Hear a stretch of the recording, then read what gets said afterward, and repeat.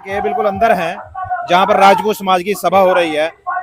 महाराणा प्रताप जयंती को लेकर, क्योंकि आज 9 मई है, तो 9 मई को महाराणा प्रताप जयंती मनाई जाती है। आज हरियाणा के अंदर ब्लॉक बराड़ा के अंदर जिला अंबाला, यहाँ पर महाराणा प्रताप की जयंती मनाई जा रही है। लोग यहाँ पर इकट्ठा हुए हैं, तो ये लोग बैठे हुए हैं। हमने सोचा इनसे भी पूछ लें कि माहौल क्या है, चुनावी माहौल क्या है और यहाँ पर आदेश होने वाले क्या है। क्या नाम है जी?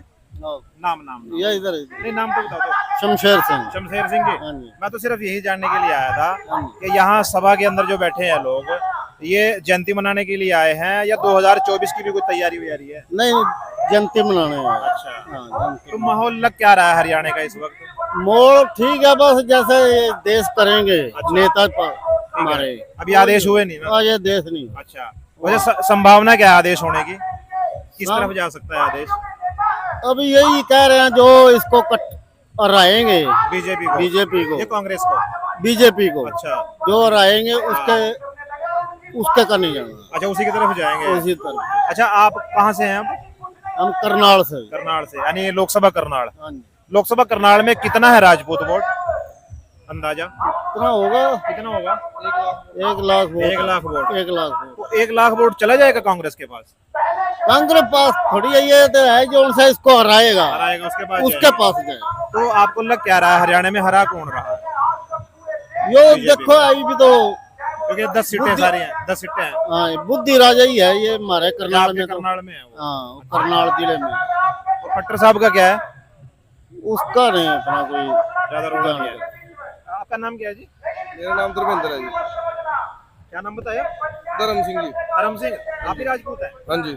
राणा जी, मैं तो माहौल जानने के लिए आया था, वैसे ये भी देखने के लिए गया कि राजपूत समाज में आज हो क्या रहा है। आप लोग बीजेपी के कट्टर वोटर माने जाते थे अब तक, लेकिन मैं यूपी भी देख के आया, वहां भी सब उलट थे बीजेपी के। अब ये बवाल यहाँ भी खड़ा हो गया है, तो आखिरकार ऐसा हो क्यों रहा है? ये एक्चुअली क्या हो रहा है जी, देखो जो 100% वोट थी राजपूत समाज की बीजेपी को जाती थी शुरू से ही। बीजेपी को जो लाने वाला है वही राजपूत समाज है। अब उसकी इतनी अनदेखी हो रही है जी, उल्टे सीधे बयान दिए हमारी बहन बेटियों के बारे में, उल्टे सीधे बयान दिए जा रहे हैं जी। ठीक है, जो हमारी टिकटें थी वो टिकटें काट दी हैं जी। ठीक है, हमारी पगड़ियाँ उतारी जा रही है जी। ठीक है, हमारी बहुओं को ऐसे जैसे मतलब कि आप सोच नहीं सकते, ऐसे पकड़ पकड़ के उनकी साड़ियाँ उतार उतार के गाड़ियों में ले जा के ठूस ठूस को जेल में डाला गया जी। तो राजपूत जो समाज है इसमें रोष है जी। हाँ, मतलब दिल पे चोट लगी है जी। बहन बेटियों को गाली कौन सहन करेगा जी? इससे अंदाजा क्या होता है? गाली देने वाला तो क्या पता कौन होगा? नहीं, गाली देने वाला रूपाला है। आज भी आप अखबार में उसके बयान पढ़ो, उसने बयान क्या दिए कि भी मेरी गलती की जो सजा है मोदी को मत दो। ठीक है, और मोदी कौन है? रूपाला और मोदी एक ही है। मान लो आप एक ही पार्टी के, इतना रोष होने के बाद भी मोदी ने उसकी टिकट नहीं काटी। 7 से 8 लाख हमारे क्षत्रिय समाज गुजरात में इकट्ठा हुआ, सिर्फ यही मांग थी भाई इसने राजपूत समाज के बारे में इतना उल्टा सीधा बयान दिया, इसकी टिकट काट दी जाए। उसकी टिकट तक नहीं काटी गई। तो फिर आप खुद सोच सकते हो भाई, इतना बोलने वाला, हमारी बहन बेटियों को बोलने वाला, और उसकी टिकट नहीं काटी गई इतना रोष होने के बावजूद भी, तो फिर हम कहाँ जाएंगे जी बताओ? लेकिन बीजेपी ने शायद ये सोच लिया हो कि कुछ भी कर लो वोट तो हमें ही आएगा। नहीं, वो उन्होंने सोच लिया है, लेकिन इस बार ऐसा नहीं होगा।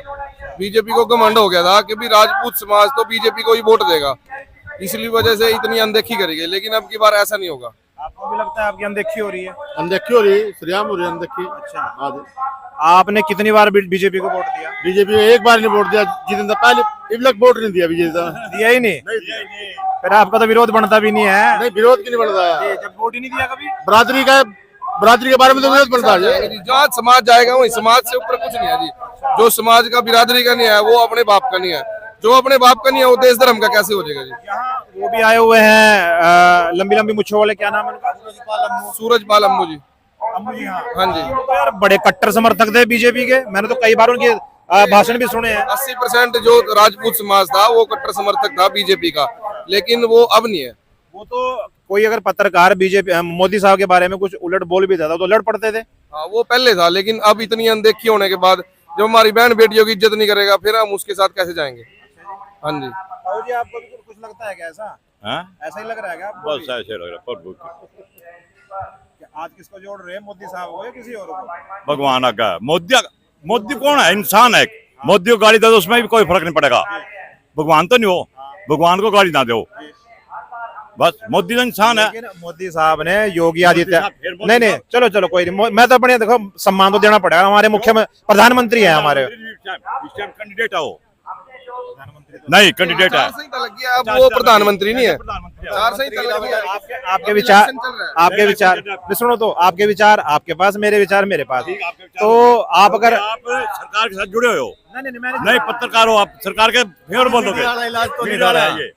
आप गोदी मीडिया तो नहीं हो, या कसम खाओ इस बात में। तो सिर्फ जो भी सामने वाला बोलेगा मैं वो दिखाता हूँ, चाहे वो पत्रकारिता का इतना बुरा हाल हो चुका है भाई साहब। टीवी जितने चैनल है ना, 16 चैनल अंबानी ने खरीद लिया है, 19 चैनल अडानी के हैं। सरकार के खिलाफ कोई बोलते ही नहीं है, मतलब नेशनल मीडिया पे। क्योंकि कल कोई ईडी आ जाएगी, सीबीआई आ जाएगी, अंदर ना घेरते, अगर नार पत्थर करके है ना, ताऊ जी तो कोई दिक्कत नहीं है। ईडी तो हमारे पास आ नहीं सकती क्योंकि हमारे पास पैसे तो है नहीं।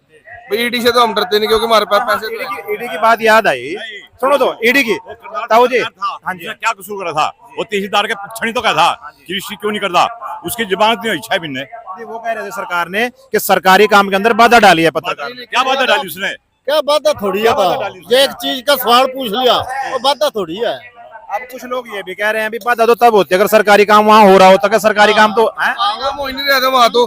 तहसीलदार मैडम बैठी थी, बर्फी खा रही थी, वो हमारे करनाल से पत्रकार आकर्षण उपल जी, उन्होंने सिर्फ जाके एक मेरे भाई जैसे भाई ने फोन करा भाई ये मेरी रजिस्ट्री नहीं हो रही, मैं 4 दिन से धक्के खा रहा। उन्होंने मैडम से पूछा, मैं मैडम मेरी रजिस्ट्री क्यों नहीं हो रही है?